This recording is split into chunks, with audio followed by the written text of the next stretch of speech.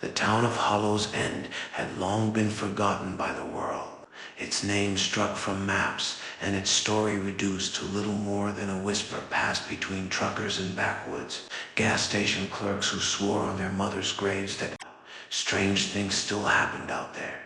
Beyond the cracked highway, where even GPS refused to work and cell service flickered out like a dying candle. Once a prosperous coal mining settlement, Hollow's End had been abandoned nearly a century ago, after a collapse in the main shaft killed dozens and sparked a series of events that locals described only as the unholy wake.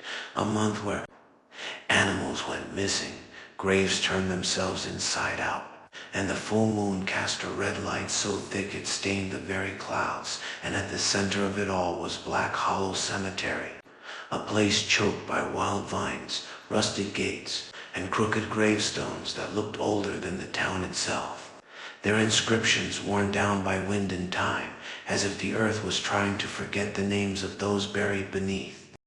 No one went there, not anymore, but that didn't stop Kyle, Mariah, Jace, and Tara from rolling into Hollow's End one Halloween night, their camera gear packed tight in the back of a beat-up black van, ready to film what they hoped would be their most viral Fear Feeders episode yet. Real paranormal evidence, no cheap jump scares, just raw, terrifying footage to make their channel explode, and maybe even land a streaming deal, because what better way to stand out in a sea of ghost hunting content than to do the one thing everyone else was too afraid to try, spend the night in a cursed graveyard under a blood moon. As they made their way up the overgrown trail toward the cemetery, laughter masked their anxiety.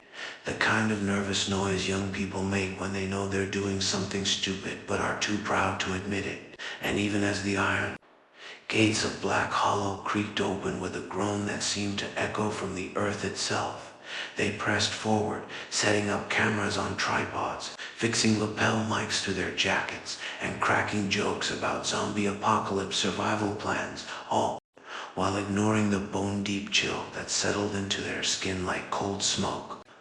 The cemetery itself was a nightmare rendered in perfect silence.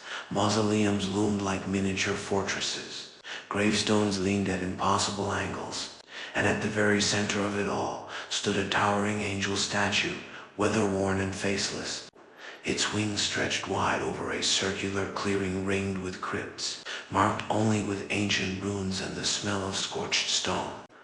It was exactly 11:58 p.m. when Mariah's thermal camera began to spike, catching bursts of blue flickering like static between the headstones.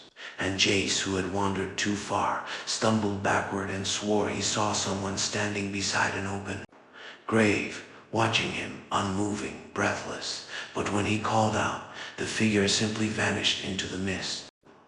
Then the wind died completely, leaving the cemetery in a vacuum of unnatural stillness that set their nerves on fire.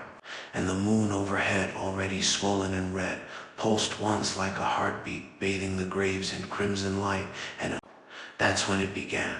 The dirt in front of them cracked and shifted, not like something digging up, but like the ground was exhaling after holding its breath for too long.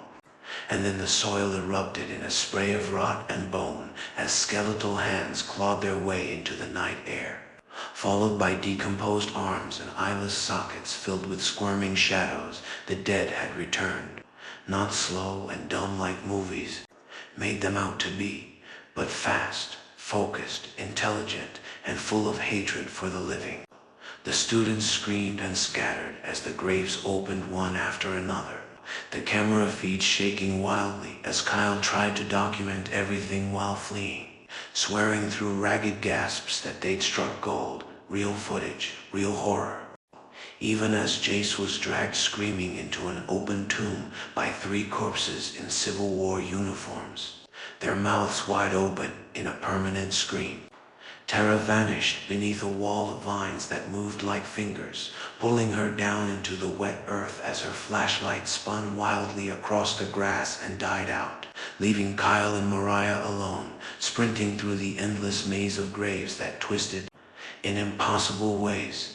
The gate gone, replaced by more statues, more tombs, more dead rising with every breath they took, until they stumbled once again into the central clearing where the angel statue now bled from the eyes, and its face had formed not a serene expression, but a sneer carved by madness and ancient grief. Beneath it was a stone altar, and on that altar an ancient book had appeared, its pages fluttering in a wind that didn't exist, each line written in deep red ink that shimmered with a pulse like a heartbeat. And as the undead closed in from every side, Mariah began to read, her voice shaken as she translated the Latin incantation that promised to bind the souls of the dead and return them to slumber. Her words barely loud enough to be heard over the rising wails of the damned as Kyle fended them off with nothing but a camera, tripod, and a prayer. The air crackled, the sky split open, and a scream not made by any human throat tore through the night as the angel statue twisted, its stone wings snapping outward in fury, and then everything went still, not calm, but void, like time had stopped, and the corpses crumbled into dust before their eyes, the graves sealing themselves, the fog lifting to reveal the real path back to the gate, which now stood open and inviting as if nothing had ever happened. Kyle and Mariah didn't speak until they were back in the van, shaking, bloody and broken, and even then, all they could do was cry and drive away as fast as possible, footage still rolling, faces pale and minds fractured. And when they finally uploaded the episode a week later, the internet exploded. People thought it was fake, the greatest found footage horror ever produced, a masterclass in viral marketing. But others weren't so sure, especially when news reports began to surface of similar graves opening around the world under the same blood moon, of cemetery statues changing positions, of towns once peaceful, now marked by sudden disappearances and cold winds that carried the scent of decay. And that's when Kyle realized the truth. The ritual hadn't ended the curse. It awakened something that had slept too long beneath the earth. And now, wherever midnight struck, the dead rose not from revenge, but from hunger, from duty, from the ancient pact that no longer held their rage in place, and the world was no longer the realm of the living alone. Asterisk.